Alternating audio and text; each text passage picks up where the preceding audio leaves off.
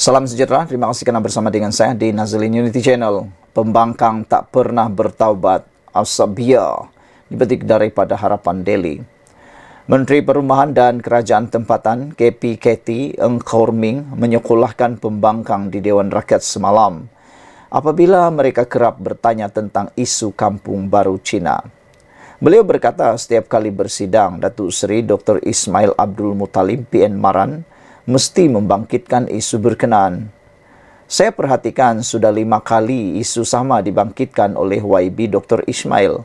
Tak pernah bertaubat pun. Tiap-tiap sesi mesti soalan yang sama. Oleh kerana itu, saya harap esok hari ini bulan Ramadan, biarlah kali terakhir saya jawab dengan penuh tenang jiwa supaya tidak payah ulang, katanya ketika sesi penggulungan perbahasan tinta diraja. Dalam perbahasan sama, Eng Khor Ming menyifatkan Melayu, Cina dan India patut bersatu sebagai sebuah keluarga. Katanya, rencam kaum yang terdiri di negara ini adalah beradik-beradik dan juga saudara mara. Mengapa tiap-tiap hari, siang dan malam saya tengok lagu yang sama, irama yang sama berkemunan bandang? Sampai bila lagu sedemikian akan berhenti dimainkan? Soal beliau. Menurut Khor Ming lagi, KPKT sentiasa terbuka kepada semua, termasuk pembangkang dan badan bukan kerajaan NGO, untuk mencadangkan pencalonan bagi tapak warisan dunia yang membawa faedah kepada negara. Beliau berkata, jika terdapat permohonan daripada International Council of Monument and Site ICOMOS Malaysia, pihaknya akan bersikap secara profesional. KPKT bersama dengan Jabatan Warisan Negara dan Kementerian Pelancongan Seni dan Budaya agar membuat kaji selidik, kajian penelitian cadangan terlebih dahulu, memandangkan Kampung Baru Cina adalah di bawah seliaan KPKT. Saya harap rakan-rakan duduk di sebelah sana, blok pembangkang termasuk YB Maran, pernah juga menjadi mantan timbalan menteri, mengapa selalu nak mempermainkan isu-isu sentimen kaum, katanya. Esok hari ini adalah bulan Ramadan yang suci. Redahlah. Ini adalah sikap Al-Sabiyah yang tidak harus diamalkan di Dewan yang mulia ini, tempelak beliau lagi. Selain daripada itu, satu lagi isu yang menarik berkaitan juga ialah Hanayo wajar dicontohi, Yadim puji Menteri berselendang di Australia.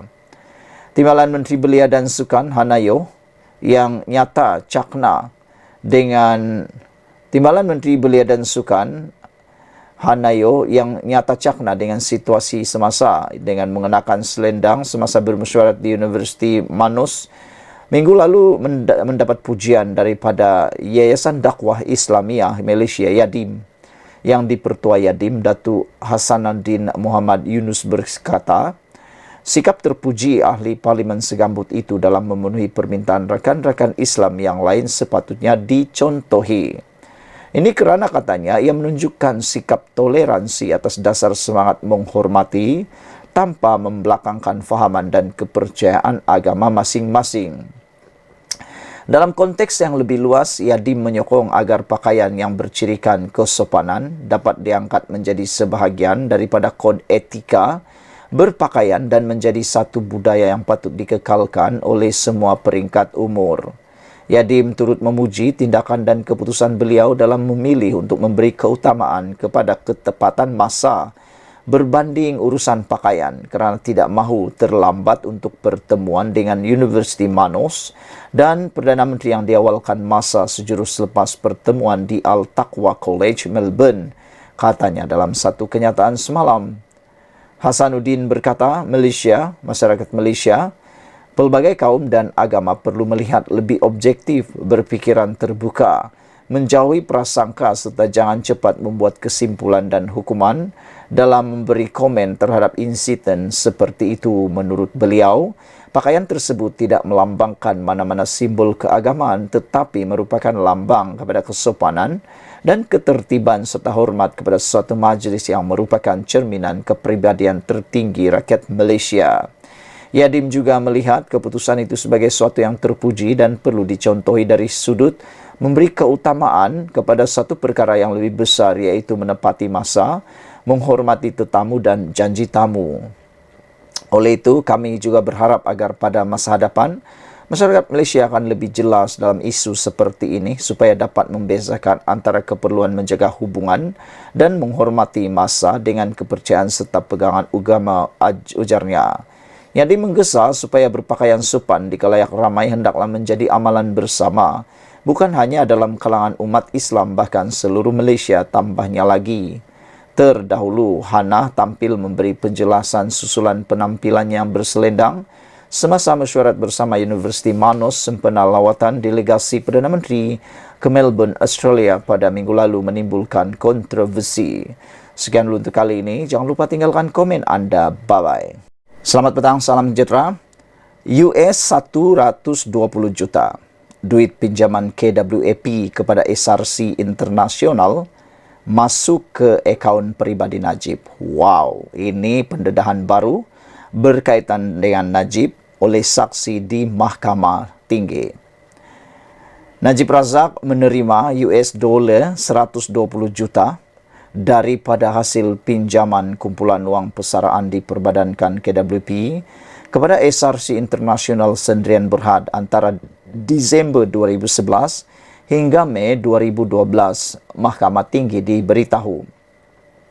Pengarah urusan Kuantuama Internasional Angela Beckhaus yang juga pakar pemulihan aset luar pesisir memberikan keterangan bahawa wang itu masuk ke akaun bank peribadi bekas Perdana Menteri di Ambeng menerusi 3 transaksi dari sebuah syarikat yang dikenali sebagai Blackstone Asia Real Estate Partners dengan jumlah pertama $70 juta pada 29 Disember 2011.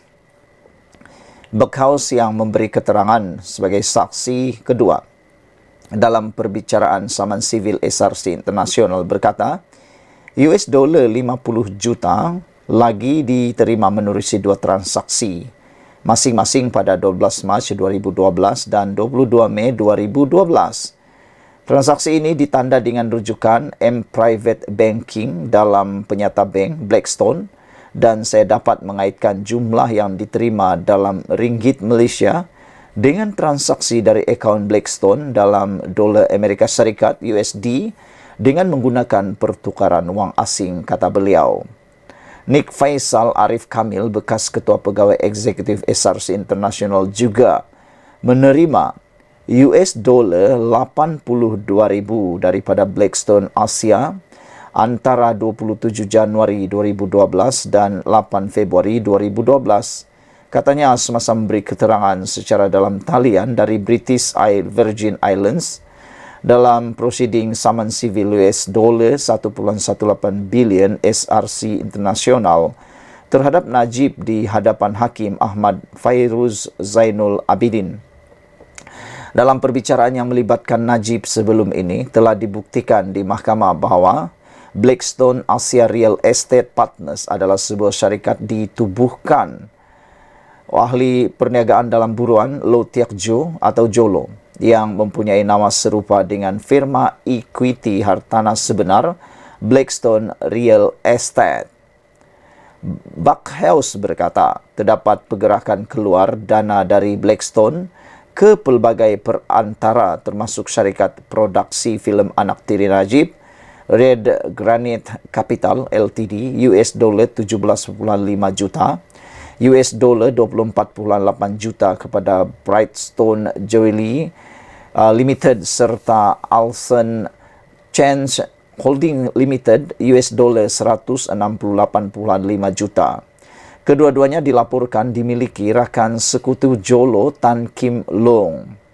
Saya percaya bahawa berdasarkan bukti yang tersedia kepada saya, terutamanya pemeriksaan terhadap maklumat perbankan yang berkaitan dengan Alson Change dan Brightstone, mereka adalah sel companies yang tidak menjalankan perniagaan sah selain dari mengaut dana yang disalahguna dari 1MDB dan SRC Internasional, katanya.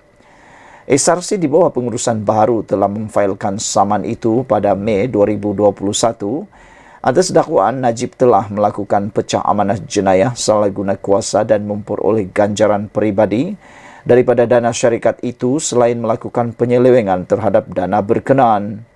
Syarikat itu memohon ganti rugi ganti rugi teladan, ganti rugi tambahan, faedah kos dan relief lain yang difikirkan sesuai mahkamah. SRC juga menuntut deklarasi mahkamah bahawa Najib bertanggungjawab bagi kerugian yang dialami syarikat itu akibat pelanggaran tugas serta amanah beliau dan menuntut supaya beliau membayar balik kerugian yang dialami sebanyak RM42 juta. Najib, 70 tahun, kini menjalani hukuman penjara di penjara Kajang. Susulan keputusan pengampunan, Najib hanya perlu dipenjara selama 6 tahun dan denda 210 juta dikurangkan kepada 50 juta ringgit. Sumber daripada FMT dipetik daripada sabudin.com. Sekian dulu untuk kali ini. Jangan lupa tinggalkan komen anda. Bye-bye.